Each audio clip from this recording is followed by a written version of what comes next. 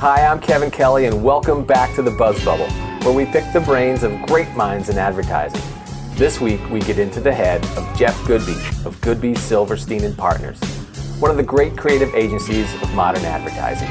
You've seen their innovative work for brands like GE, Budweiser, Doritos, HP, and many more. We traveled to San Francisco, where Jeff invited us into his office for a one-on-one chat about everything from being voted Agency of the Decade to the viral social media mammoth that is Asylum 626. We got the real story behind the Hall of Fame inducted Got Milk campaign and turned the clock back to hear about how he and Rich moved on from Ogilvy and how he believes small agencies like they were in the 80s are now underrated and unrecognized. We also found out a few things about Jeff and Rich that most people don't know. Join me as we climb into the Buzzbubble and examine the brain of Jeff Goodby right now. Jeff, thanks so much for climbing into the Buzzbubble here with me and spending some time. I appreciate you carving out the time. Yeah, definitely. First thing I want to do is congratulate you on Agency of the Decade. I know we all just are out there to create great work for our clients and not out for awards, but it's nice to be recognized. It's good. This is what happens when you get really old. You have to be around for a long time. That's right. At least 10 years. Chunks of 10 years. Yeah. I frame your questions. Yeah. Going to jump right in. We had a question from my last guest, George Lois. And George basically wanted to ask, what were your early mentors and inspirations, and what kind of drove you as you were coming up in this business? Do you think he was hoping that I'd say him? I think he was fishing. I know. I know him, and he probably was. Yeah, and he was. You know, I think that when I was in college, I used to go read the advertising magazines like Print and Graphis and stuff in the library, and there were people in there that I thought were doing this really intelligent kind of advertising work. You know, I mean, primary among them, of course, was Bill Bernbach, and the kind of voice that they created and the way that they wrote ads kind of approximated the way that you thought about things, I thought, in your head in the real world. You know, to acknowledge that you were afraid to buy a Volkswagen, or that you were worried about going with the number 2 rent-a-car company. And so they were disarmingly honest in the way that they spoke, and I really kind of admired that and thought that kind of humor was really, you know, something that would be fun to do for a living. And I obviously saw George Lois's posters and Esquire covers. Right. And, you know, and these guys, oftentimes, like John Updike said about advertising people, you don't know who they are, but they're doing things that are changing your mind about your life. And that's how they were, you know, those two were certainly in my life. I think that the people that really influenced me more than that, you know, in time were obviously Hal Riney when I worked for him, because he was a guy that automatically expected you to do the best work in the world. And I'd never had that happen before, you know, like in any job, that somebody really was like, you have to do the best thing in the world this year, you know. And there was only like 26 people when I worked there, and I'm like, Jesus, you know, 26 people to do the best work in the world. This is a big job, right. You know. But he clearly expected us to do it, which was really likable and a wonderful thing. And then there were a lot of other people that, you know, I thought were really inspirational. And, you know, I think that the best thing to say is that the most inspirational people to me today are probably, you know, younger people that work here. Right. You know, like these guys. And, you know, they sort of, they make me feel like, you know, well, you can't turn into a hack. You have to, yeah. You have to think of things that are at least as good as they think of, or at least take credit for it when they think of them.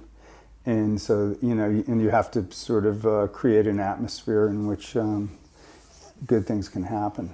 Some of the agencies are actually doing what's called reverse internships or reverse mentoring, where they're turn it around and they say, you know, okay, round up all the 20-year-olds and 24-year-olds and put them in the room with everybody who's over 45 and 50 and let them show us what's going on. I think it's a good thing. It's probably good for a day.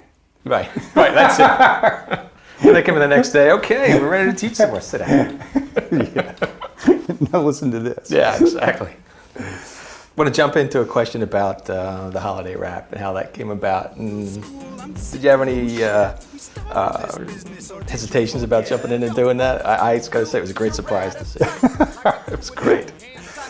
No, I didn't. You know, we've got a guy here, Andrew Bancroft, that, you know, makes money doing that stuff, and he raps as this jelly donut character. He puts on like a big donut suit, and if you've ever seen him on the internet or seen him perform, he's this angry donut. And is that what I look for? The angry donut? If I go on YouTube, just go on and put jelly donut and rap, and you'll find him. And he goes on and raps against these like real, you know, like neighborhood characters, you know, that are really obscene and mean, and like he takes them on as a donut, and it kind of implicitly turns the thing into a joke, a pretty interesting. So that'll disarm anybody pretty quickly. Yeah, and so you know, he's made a lot of raps around here that have played with the company. So before Christmas, I said to him, you know, it would be really fun to do like some kind of a SmackDown kind of thing, you and me. And I think he was like, oh my God, this is my worst nightmare. My career is fucked. But I said, so, you know, maybe like old school versus new school or something like that. And he kind of like nodded, and I could see him going like, could be good, could be awful. Should I do this or not? Could be my swan song, oh God. Yeah, but then like 2 weeks later, it was very interesting because a couple of weeks later, and I had to be out of town working, and he was out of town producing something, and there were really like 3 days left before we had to have this thing in. Right. And he said, well, I wrote a couple of verses of it. It could be funny, actually. So he sent me a couple of verses, and then I started writing verses, and he started writing verses. And then we picked like the best verses and threw them in there. About and 6 then hours left. Well, then there was 1 day left. Honest to God, there was 1 day left. I asked these guys, they were... Yeah, and one long day. It was really true. 1 day left, and I said to him, I guess it's not going to happen this year. And he said, no, we've got it all lined up. We're going to do it in a day. And I said, no, we can't do it. There's no way we're going to do this whole thing in a day. And he said, are you kidding? This is like shitty production. This is going to be done in a day. And so we did. That's what we did. You wear a donut suit and you think that's smart? Every joke you've ever written ends in a fart. What? You're not the only generation that can write copy. In fact, you're so sloppy. I'm versed in the classics and literary theories. You think great books means the Twilight series. Well, your ponytail belongs back in Woodstock. You try to use a teenager slang, but you should stop. Well, snap, homeboy, cause I'm an OG from back in the day. You never closed down Grumpy's Only Cafe. What's the G for, Grandpa? You should stop this. And what the hell's Grumpy's? Rich's office? What the fuck? You can keep your Bentley. I roll with Mangan. I roll with Johnny. You roll with Ben Franklin. We discovered electricity. You ain't a real player. You Pete Campbell. I'm a pimp Don Draper. I don't watch Mad Men. Your talking should cease. You're home watching TV. I'm getting drunk with your niece. That's fantastic. So you got to look that up. We'll probably have some B-roll. Yeah, it was fun. You mentioned Hal. I'm going to jump over to the question of Hal in Art and Copy had mentioned that the whole idea of, you know, where he gets his ideas from and you know, the creative process and, you know, the scariest thing being that you don't quite know where it comes from. You might not have another idea. Yeah, you know. The frightening and most difficult thing about being what somebody calls a creative person is that you have absolutely no idea where any of your thoughts come from, really. And especially, you don't have any idea about where they're going to come from tomorrow. And I remember when I asked George that, he's like, fuck that, if it takes me more than 40 minutes, it's not a good idea. But I mean, the idea of if it dries up or, you know, what your process is and how those thoughts go through your head. Well, I think those are two different things, because I think I subscribe to both things. Hal was an incredibly insecure character, you know, like very afraid of whether he'd ever have another good idea, whether he was really any good at all, or whether he was just fooling other people and they sort of bought it and whatever. And, you know, I mean, I have those fears too.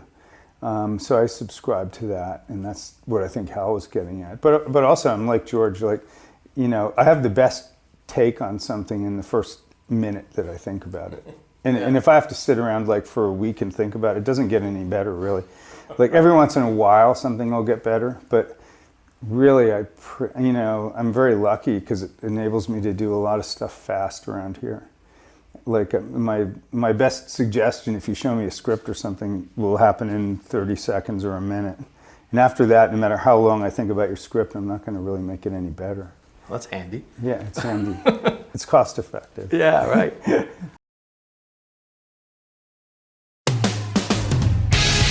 That's it for part 1 of the Buzzbubble with Jeff Goodby. Tune in next week for part 2.